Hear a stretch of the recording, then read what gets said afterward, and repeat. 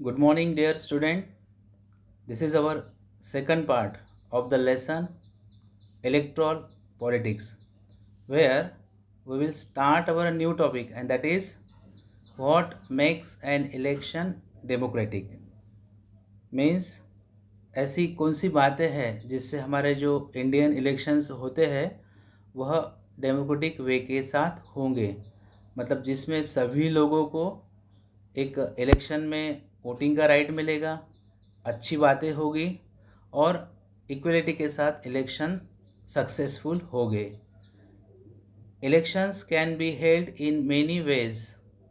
All democratic countries hold elections.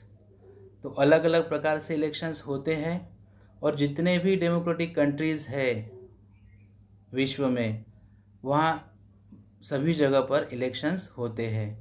But most non democratic countries also hold some kind of elections. लेकिन विश्व में जो कुछ non democratic countries है जहाँ डेमोक्रेसी नहीं है, मिलिट्री पावर है या मोनार्चियल पावर है, वहाँ भी इलेक्शंस कुछ मात्रा में होते हैं। How do we distinguish democratic elections from any other elections? तो आप ये फ़र्क कैसे करेंगे कि these are democratic elections and these are non democratic elections? We have discussed this question briefly in chapter 2, जो हमारा सेकंड लेसन है इस डेमोक्रेटिक पॉलिटिक्स का, जिसका नाम है what is democracy, why democracy. उसमें हमने देखा है कि जो भी इलेक्शंस होते हैं नॉन डेमोक्रेटिक कंट्री में वो कैसे होते हैं। We discussed many examples of countries where elections are held but they can't really be called democratic elections. हमने ऐसे भी कंट्री देखे हैं जिसमें इलेक्शंस तो होते हैं but they are known as non democratic elections. मतलब नाम के लिए इलेक्शंस होते हैं बट वहाँ पर रियल में वहाँ डेमोक्रेटिक इलेक्शंस नहीं बोला जाता उनको। Let us recall what we learned there and start with a simple list of the minimum conditions of democratic elections. तो अब हम देखने वाले हैं कि what is the minimum conditions of democratic elections। मतलब अगर हमको लगता है कि डेमोक्रेटिक इलेक्शन होने चाहिए तो उसके फीचर्स क्या होते हैं, कौन सी ऐसी बातें as a voter as a government हमने अपनानी चाहिए जिससे हमारे देश में और पर्टिकुलर जगह पर जहाँ इलेक्शंस होंगे वहाँ डेमोक्रेटिक इलेक्शंस होते हैं। First, everyone should be able to choose. पहली बात तो सबको वोटिंग का राइट मिलना चाहिए जिससे वह किसी कैंडिडेट को चुन सके। This mean that everyone should have one vote and every vote should have equal value. मतलब अगर आपको किसी पार्टी के कैंडिडेट को चुनना है तो वो आपको राइट मिलना चाहिए, नहीं तो फिर कुछ जातियों को राइट मिलेगा किसी को नहीं मिलेगा, तो इससे डेमोक्रेटिक इलेक्शंस नहीं होते हैं। और सभी को वोटिंग का right, one person one vote होना चाहिए, नहीं तो कोई बोलेंगे कि we are too much rich और we are having relationship with a political background, तो हमको दो वोटिंग और आपको एक वोट, ऐसा नहीं चलेगा। तब हम बोलेंगे कि those elections are not democratic elections. Democratic election के लिए every person, whether it will be a actor और अ पॉलिटिकल लीडर और पॉलिटिकल लीडर्स रिलेटिव्स, जो भी हो, रीच हो या पुअर हो, whether it will having political background या फिर पुअर बैकग्राउंड, सभी को वन पर्सन वन वोट का अधिकार होना चाहिए।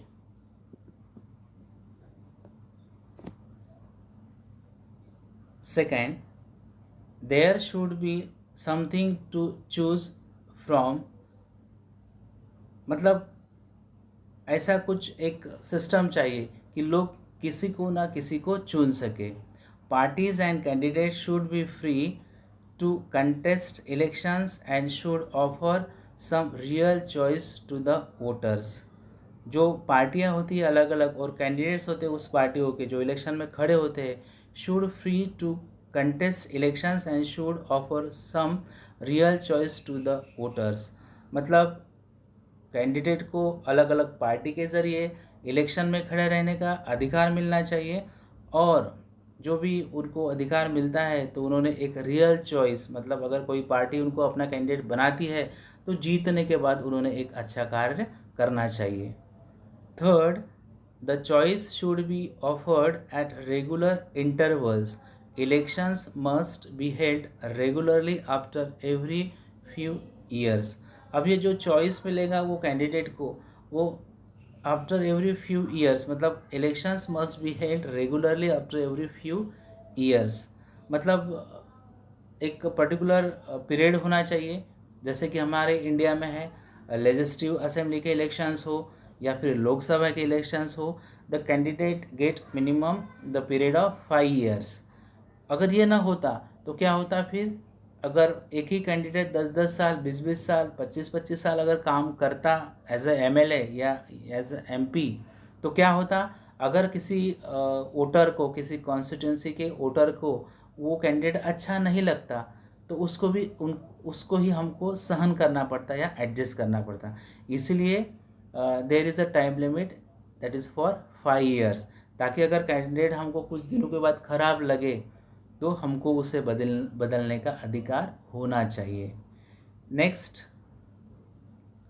Fourth, the candidate preferred by the people should get elected.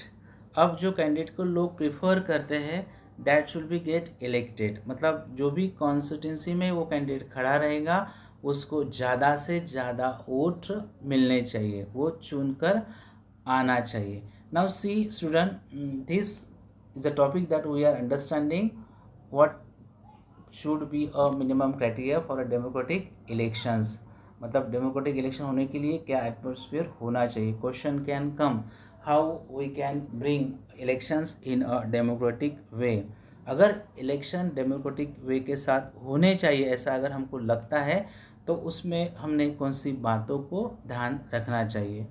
Fifth, election should B conducted in a free and fair manner where people can choose as they really wish। अब important बात इसमें दी है, election should be conducted in a free and fair manner, मतलब freeness के साथ, fairly, मतलब without having any corruptions और प्रॉब्लम, जहाँ पर people can choose as they really wish. जिस कैंडिडेट को वो चाहते हैं, जिसको वो चुनना चाहते हैं, उनको वह चुन सके। These might look like very simple and easy conditions, but there are many countries where these are not fulfilled। अब ये देखने के लिए तो सिंपल दिखता है, लेकिन ऐसे बहुत से कंट्री है जहाँ पर ये बातें नहीं मानते। जैसे हमने पाकिस्तान का एग्जाम्पल देखा था at the time of general Pervez Musharraf. In this chapter we will apply these conditions to the elections held in our own country to see if we can call these democratic elections। तो ये chapter में हम देखने वाले हैं कि really जो भी हमारे लेजिस्लेटिव असेंबली हो या पार्लियामेंट्री के इलेक्शंस हो उसमें हम ये बातों को मानते हैं या नहीं। Now next topic we will understand, that is it good to have a political competition? Is it good to have political competitions? ये टॉपिक में हम देखेंगे क्या पॉलिटिकल कॉम्पिटिशन्स होना अच्छी बात है क्या। Now you should understand what is mean by political competitions. अब क्या होता है, take the example of Morbi district. अब when there will be elections for legislative assembly of Gujarat state, तो Morbi this constituency will be also known as legislative council. तो यहाँ जो भी कैंडिडेट बाय द पार्टीज खड़े रहेंगे, तो out of that those who will get maximum votings that will be declared as MLA of that constituency। तो according to the populations of a district, sometimes a district may be classified in two MLA constituency, and for parliamentary election for Lok Sabha, generally a whole district is classified as a constituency of Lok Sabha। तो for winning, take the example for MLA. So different parties are standing their candidates for the elections, and how these parties are best, how their candidates are best. So these candidates or the parties advertise their candidates. So this is known as a political competitions. Means भाषण का देना, अपने candidate का प्रचार करना, how X Y Z candidate is best, how X Y Z party is best, ऐसा जो प्रचार करते हैं, एडवर्टाइजिंग करते हैं। तो ये जो कंपटीशन है, कभी कभी फिर झूठा भी बोलते हैं, समटाइम्स गलत बातें भी बोलते हैं, गलत एडवर्टाइज भी करते हैं। तो ये अच्छी बात है या नहीं, that we will understand. Elections are thus all about political competitions. हमको पता है कि आप भी देखते होंगे टेलीविज़न पर, जब भी लोकसभा के इलेक्शन हो या फिर स्टेट असेंबली के इलेक्शंस हो, तो आप देखते होंगे एक प्रोग्राम आता है सो सॉरी। उसमें आप देखते होंगे Narendra Modi, Amit Shah, Rahul Gandhi, Sonia Gandhi, Manmohan Singh, how the cartoons are presented, means the national leaders are having the cartoon role, and how they are talking and how they are, means this is made by the political parties, means through the cartoon also they show their leader as a great, and how the extra other parties leaders are very simple or comedy person. So this is also political competition. This competition takes various forms, अलग अलग forms में होती है। The most obvious forms is the competitions among political parties. तो political party में competitions होती है।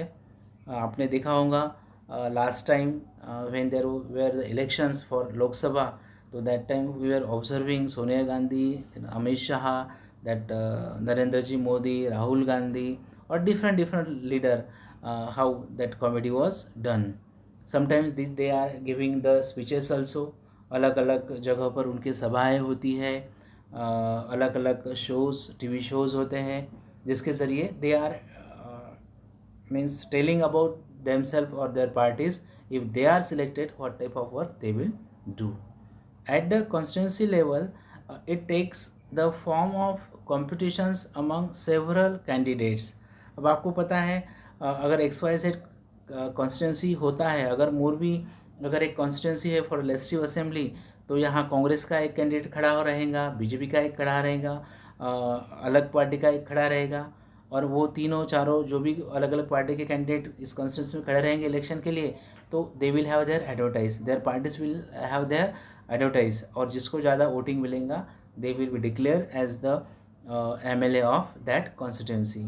If there is no competition elections will become pointless. और बात सही भी है, अगर कंपटीशन नहीं रहेगा तो फिर इलेक्शंस पॉइंटलेस रहेंगे। मतलब through only this competitions what is happening, ये कंपटीशन के ज़रिए है voters are understanding who is best, कौन अच्छा है। क्योंकि ये जो एडवर्टाइज़ करते हैं by the cartoons, by the speeches, by अलग अलग सभाएँ होती है, शोज़ होते हैं, इनके ज़रिए common people can understand which party is best, which parties leaders are good speaker, इससे हमको पता चलता है। But is it good to have political competitions, लेकिन क्या पॉलिटिकल कॉम्पिटिशन होना अच्छी बात है? That we will understand clearly. And electoral competition has many demerits.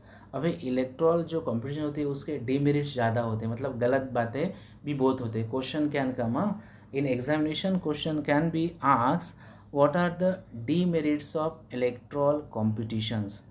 जो भी कॉम्पिटिशन होते हैं इलेक्शन के समय, उसके डीमेरिट्स क्या होते हैं? It creates a sense of disunity and factionalism in every locality. तो इस इलेक्ट्रल कॉम्पिटिशन क्या होता है, अपने अपने एरिया में डिसयूनिटी, लोगों में अविश्वास और यूनिटी नहीं बनती है, झगड़े होते हैं। हम देखते हैं कभी कभी कोई 2-3 पार्टियों के जब वॉलेंटियर एक साथ आते हैं तो एक दूसरे को मारते हैं, खुर्चियाँ तोड़ते हैं। You would have heard of people complaining party politics in your locality. आपने देखा होगा लोग कभी कभी बोलते हैं कि हमारे एरिया में पार्टी पॉलिटिक्स है, मतलब ये पार्टी के मेंबर हमारा काम होने नहीं देते, कोई पार्टी के मेंबर अगर करते हैं तो दूसरे उस काम को होने नहीं देते। Different political parties and leaders often level allegations against one another. हमने देखा है एक पार्टी दूसरे पार्टी को गालियाँ देती है। नाउ ऑन टेलीविजन ऑल्सो, अलग अलग जो भी शोज़ होते हैं टीवी शोज़ में हम आप देखते हैं, जो भी प्रवक्ता होते हैं अलग अलग पार्टी हो। टेक द एग्जांपल ऑफ वो बीजेपी के पार्टी के एक प्रवक्ता है जिनका नाम है संबित पात्रा। और अलग अलग पार्टियों के जो भी प्रवक्ता होते हैं वो टेलीविज़न पर आते हैं, and how they are talking about their party and how they are criticising on other parties, तो हम पूरा देख लेते हैं। Parties and candidates often use dirty tricks to win elections. Parties and candidates, तो जो भी पार्टियां होती है और कैंडिडेट्स होती है वो डर्टी ट्रिक्स का इस्तेमाल करते हैं इलेक्शन जीतने के लिए। हमने देखा है समटाइम्स कोई पार्टियां किसी वॉलेंटियर को बोलते हैं कि किसी लीडर को कान के नीचे लगाओ, मारो, या फिर हम देखते हैं last time also we observe some great leaders जिनके बॉडी पर स्याही फेंकते हैं या कभी कभी कीचड़ भी फेंकते हैं, that we saw. Parties and candidates often use dirty tricks to win elections. Some people say that this pressure to win electoral fight does not allow sensible long-term politics to be formulated. अब ये गलत बातें करके आप last तक जीत नहीं सकते हैं। If you will use dirty tricks in a politics तो कुछ समय के लिए आप जीतेंगे, बट ये आपका गलत नीतियाँ गलत तरीके से जीत कर आना ये ज़्यादा समय तक नहीं चलता है। सम गुड पीपल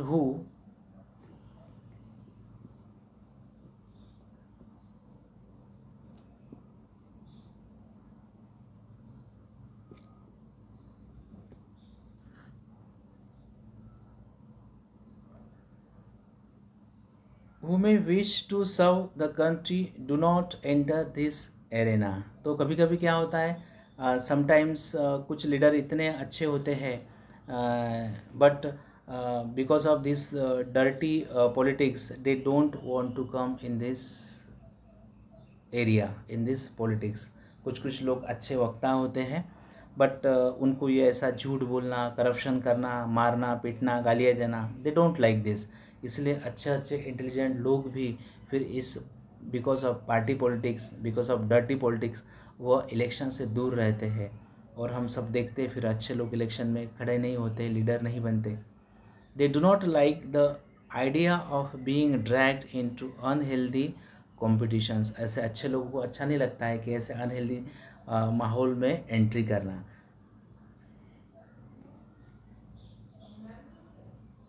और constitutions makers were aware of these problems. अब हमारी राज्य घटना बनाने वाले जो लोग थे जैसे डॉक्टर बाबा साहेब अम्बेडकर हो, डॉक्टर राजेंद्र जी प्रसाद हो, उनको पता था कि इंडियन पॉलिटिक्स में ऐसा हो सकता है। Yet they opted for free competitions in elections as a way to select our future leaders। उन्होंने ये बनाया था कि भाई there should be a free competitions in elections, election में फ्री कॉम्पिटिशन होना चाहिए। They did so because this system works better in the long run. उनको लगता था कि ये ज़्यादा समय तक काम करेंगे अच्छे से। In an ideal world, all political leaders know what is good for the people and are motivated only by a desire to serve them। अब लीडर को पता होता है कि लोगों को क्या चाहिए, कौन सा अच्छा कार्य करने से लोग खुश होंगे।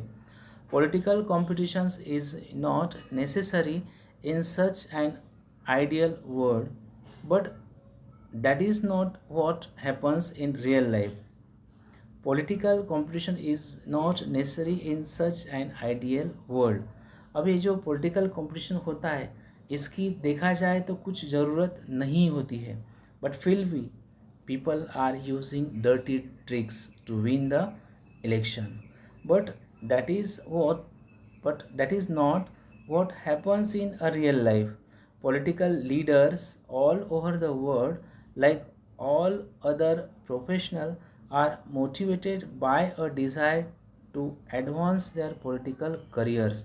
अपना पॉलिटिकल करियर बचाने के लिए वो हमेशा डरे हुए रहते हैं. Always they are busy to set their careers in politics. They want to remain in power or get power and position for themselves. Political leader जो भी होते हैं वो हमेशा चाहते हैं कि वो हमेशा पावर में रहे, लोग उनको पहचाने, इसलिए ऑलवेज वो कुछ ना कुछ अच्छा हो या बुरा हो करते रहते हैं. They may wish to serve the people as well, but it is risky to depend entirely on their sense of duty. But it is they may wish to serve the people. लोगों को help करने की उनकी इच्छा होती है as well, but it is risky to depend entirely on their sense of duty. लेकिन वो रिस्की होता है हमेशा ये रहना. Besides even when they wish to serve the people, they may not know what is required to do so, or their ideas may not match what the people really want. अब कभी कभी ऐसा होता है कि what the people want that don't know to the leader. लोगों को कौन सी चीज़ें चाहिए, लोगों को कौन सी पॉलिसी चाहिए, ये बारे में एमएलएस को एमपीज़ को पता नहीं होता है, फिर भी वो एज अ एमएलए और एमपी काम करते हैं. How do we deal with this real life situation. अब हम ये रियलिटी के साथ कैसे डील करेंगे. One way is to try and improve the knowledge and character of political leaders. अगर ये सिचुएशन बदलनी चाहिए तो हमने क्या करना चाहिए. We should try to improve the knowledge and character of political leaders. मतलब नॉलेज बढ़ना चाहिए पॉलिटिकल लीडर का. अपने कॉन्स्टिट्यूंसी के लोगों के लिए कौन सी पॉलिसी चाहिए, कौन सा काम करना चाहिए, इसका जानकारी एमएलएस को या एमपीज़ को होना चाहिए, और उनका कैरेक्टर भी अच्छा होना चाहिए. नहीं तो we are observing, we read in newspaper, we observe on televisions how some MLAs, some member of parliament are connected with criminal connectivity, criminal background. किस प्रकार से बहुत से एमएलए एमपीज़ पकड़े जाते हैं गलत तरीके से, किसी का मर्डर करते हैं, किसी को किडनैप करते हैं, या कभी कभी इनकम टैक्स डिपार्टमेंट भी उनके घर पर छापा मारता है. तो इसलिए एमएलएस और एमपी का कैरेक्टर अच्छा होना चाहिए. When their character and knowledge will be good, then definitely the MLAs and member of parliament will do best work for the welfare of the society. The other and more realistic way is to set up a system where political leaders are rewarded for serving the people and punished for not doing so. तो उससे best way क्या है. अब ऐसी बात society में होनी चाहिए कि if the leaders will do the best work, then they will be rewarded by the voters, by the peoples. And if they will not do the good work, then they should be punished. Punishment should be there. Who decide. Now see, leaders are rewarded for serving the people and punished for not doing so. मतलब अच्छा काम किया तो reward मिलेगा by the people, अच्छा लोग बोलेंगे, और अच्छा काम नहीं किया तो पीपल विल पनिश देम. अब वो पनिशमेंट क्या होंगी, that we will understand. So who decide this reward और पनिशमेंट. अब ये रिवॉर्ड देना या पनिशमेंट करना एज अ एमएलए और एज अ एमपी, ये कौन डिसाइड करेगा. The simple answer is the people. और आंसर क्या है, पीपल. क्योंकि people are having a most power in their hands. Because कोई भी एमएलए, कोई भी मेंबर ऑफ पार्लियामेंट, उसको जिताने का, उसको बनाने का कार्य वोटर करता है. अगर कैंडिडेट गंदा है, खराब है, तो voter will not give him voting in elections, और वो हार जाएगा.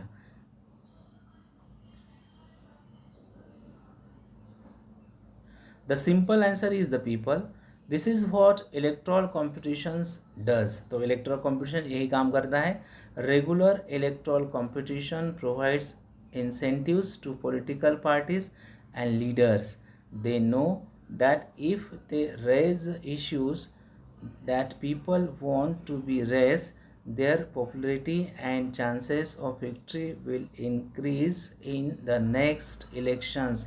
इसलिए एक पार्टी दूसरे पार्टी के विरुद्ध आरोप करती है, मतलब अपन कितने अच्छे हैं और अगली पार्टी नेक्स्ट पार्टी कैसी करप्टेड है, यह दिखाने के लिए पहली पार्टी दूसरे पार्टी के खिलाफ कुछ आरोप करती है। कभी कभी वो आरोप सत्य भी होते हैं और कभी कभी वो आरोप झूठे भी होते हैं।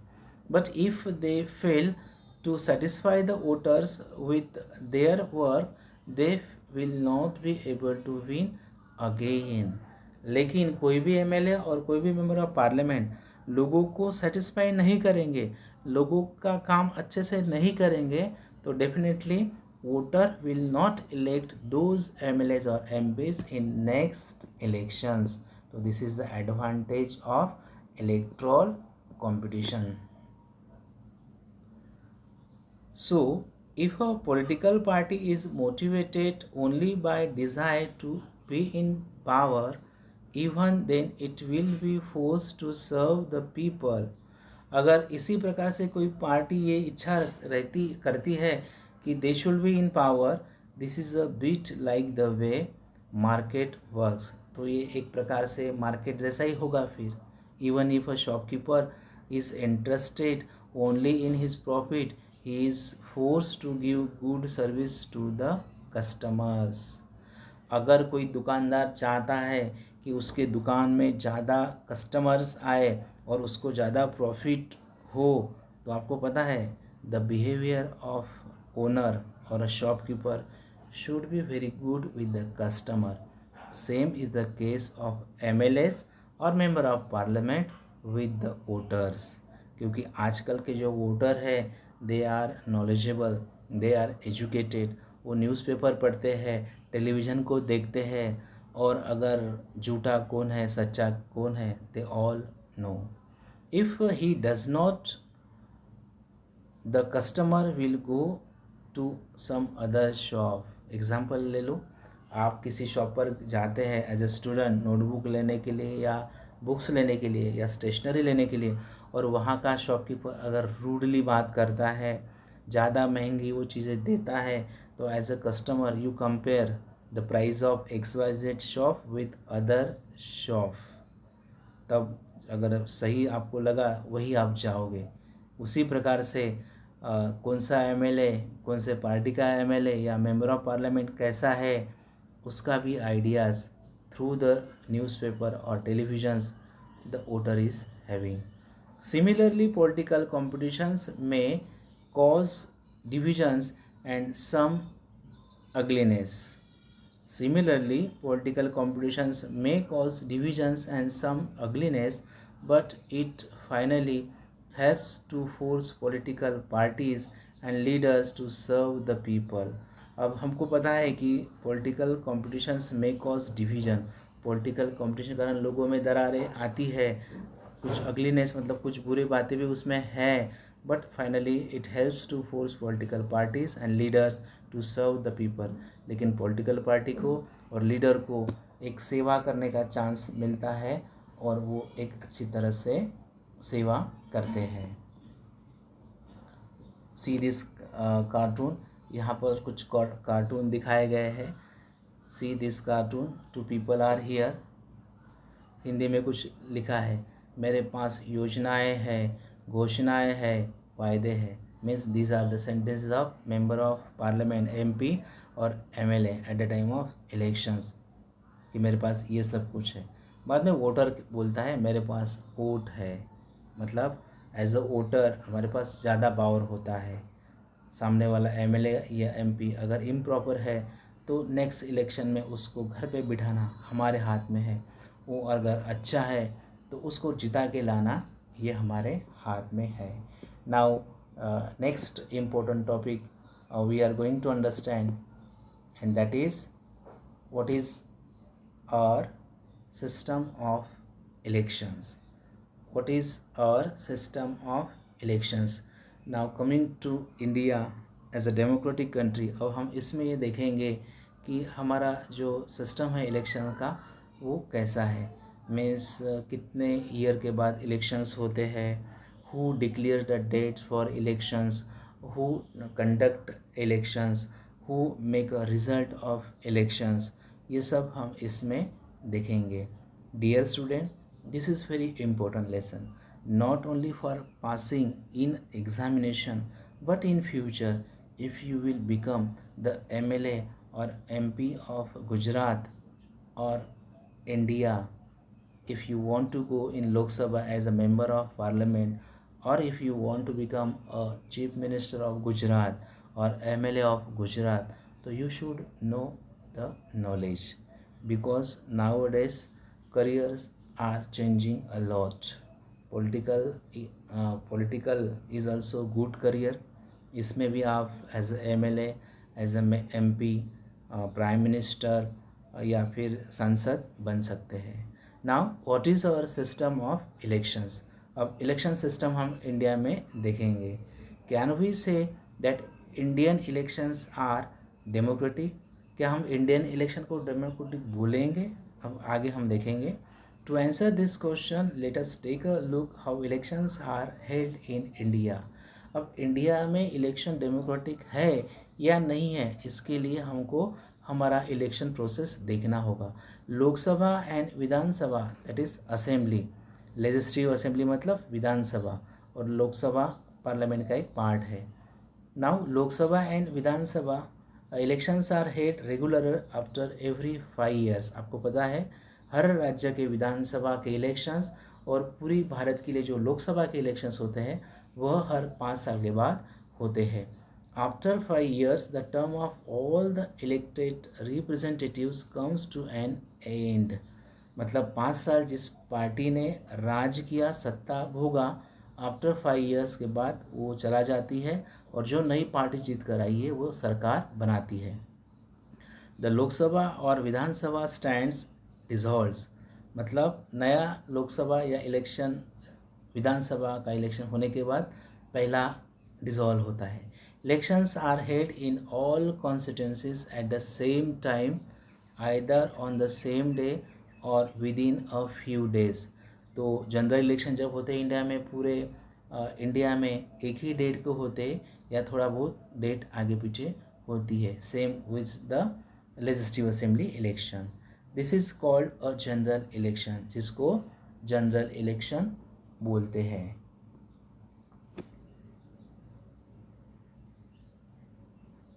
Sometimes elections is held only for one constituency to fill the vacancy caused by death or resignations of a member.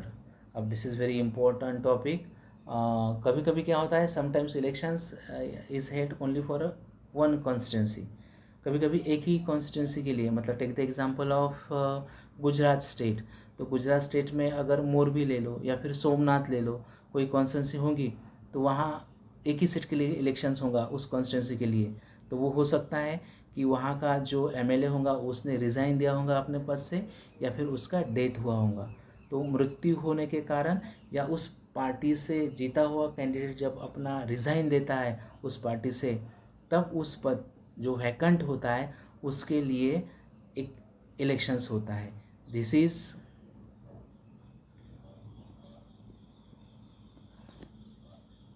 This is called a by elections. तो इसको क्या बोलते हैं? बाय इलेक्शंस बोलते हैं. Question can come in examination, what is mean by election. By election मतलब क्या? तो आपको आंसर देना है. When in a particular constituency a leader may give a resignations of his post, or there may be a death of a candidate. So to fill that vacant post, when the elections will be conducted for that post, those will be known as by election. In this chapter we will focus on general election. अब ये पूरे chapter में हम general election क्या है उसके बारे में ही देखने वाले हैं. Now electoral constituencies. अब ये इलेक्टोरल कॉन्स्टिट्यूंसीज क्या होता है? अब कॉन्स्टिट्यूंसी मतलब क्या होता है? एक पर्टिकुलर एरिया होता है. मतलब for Lok Sabha elections a whole India is classified in different constituencies. उसी प्रकार से फॉर लेजिस्लेटिव असेंबली ऑल्सो, हर राज्य को क्लासिफाइड करते हैं। अगर गुजरात में जब लेजिस्लेटिव असेंबली के इलेक्शंस होंगे तो whole Gujarat state will be classified in some constituencies, और उस हर कॉन्स्टिट्यूंसी से फिर अलग अलग पार्टी के कैंडिडेट खड़े रहेंगे इलेक्शन के लिए। उसी प्रकार से लोकसभा इलेक्शन के लिए पूरे इंडिया को अलग अलग कॉन्स्टिट्यूंसी में डिवाइड करते हैं और फिर उस कॉन्स्टिट्यूंसी से कैंडिडेट लोकसभा के लिए भेजे जाते हैं।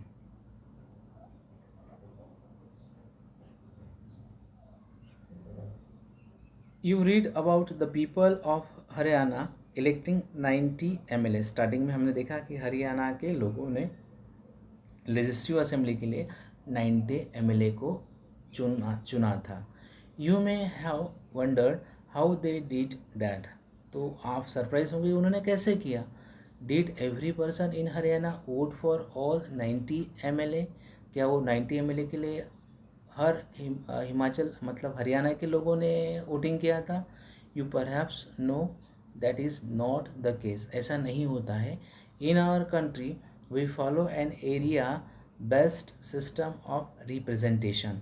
मतलब हर एक एरिया का एक कॉन्स्टिट्यूंसी होता है जहाँ से पर्टिकुलर पार्टी के कैंडिडेट इलेक्शन में खड़े होते हैं। The country is divided into different areas for purposes of elections. तो हर कॉन्स्टिट्यूंसी में अलग अलग पार्टियों के कैंडिडेट खड़े रहते हैं इलेक्शन में। These are called electoral constituencies, और फिर इसको इलेक्ट्रल कॉन्स्टिट्यूंसीज बनाते हैं। और इलेक्ट्रल कॉन्स्टिट्यूंसी कौन बनाता है? Election commission. On the basis of populations of that area this electoral consensus are made by the election commission. The voters who live in an area elect one representative. Suppose आप मोरबी इस constituency के member है, voter है, तो मोरबी इस constituency में कांग्रेस की तरफ से, बीजेपी की तरफ से और कोई पार्टी की तरफ से अगर 4-5 कैंडिडेट खड़े रहेंगे तो आप उनको ही वोटिंग करोगे, ना कि आप अलग कॉन्स्टिट्यूंसी के लिए वोटिंग करोगे। तो this was all about this topic.